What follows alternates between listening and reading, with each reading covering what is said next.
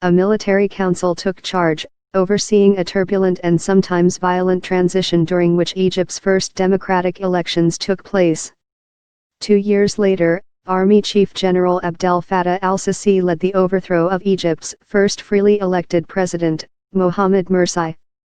Sisi then won elections in 2014 and 2018, on both occasions with 97% of the vote.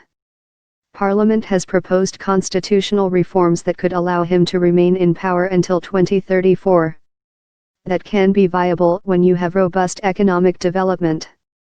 But if you don't have that and you're not granting people political and civil rights, then you're essentially giving them nothing but repression, and that is ultimately unsustainable. Crowds had gathered outside the Ministry of Defense to ask the army to help them topple Bashir. The new head of Sudan's military council, Abdel Fattah al-Burhan Abdulrahman, said on Saturday a civilian government would be formed after consultations with the opposition and promised a transition period of no more than 2 years.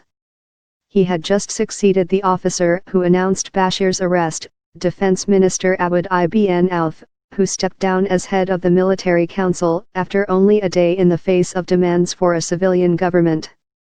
Pressure for change protesters, however, kept up the pressure for change, just as they did in Egypt when Field Marshal Hussein Tantawi, who was defense minister for 2 decades, ran the country after Mubarak's fall. A common chant amongst the Sudanese was either victory or Egypt, a reference to their objection to following that script. Social media in both countries latched on to Sisi and Burhan's identical first names to humorously warn of a similar fate. The biggest blunder was the hope that the army would be an ally.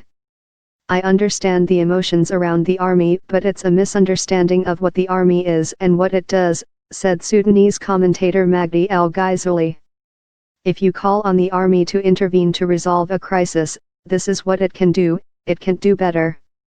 In a matter of days, Parliament named a new interim leader who was part of the ruling elite. The army expressed support for a transition, and a date was set for a presidential election, providing what analysts say is political cover for the army, a longtime kingmaker in Algeria.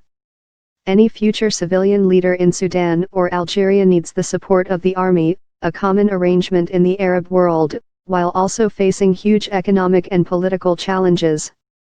Problems that triggered the unrest across the Middle East in 2011 have since become more acute. Ousted autocrats have been replaced by leaders who also failed to create jobs and eradicate poverty and corruption. Bread prices. More than 1 in 4 people below the age of 30 in Algeria are unemployed, a central grievance of protesters who want the economy liberalized and diversified to reduce reliance on oil and gas. In Sudan, what started as a protest about bread prices and poor living conditions turned into one about the regime. Echoing 2011, their cry is, "The people want the regime to fall." But El-Sheikh Ali, a 29-year-old Sudanese sales manager, said this was not exactly a second Arab Spring because the present protests were more about economic hardships than politics. Sudan and Algeria aren't a second wave.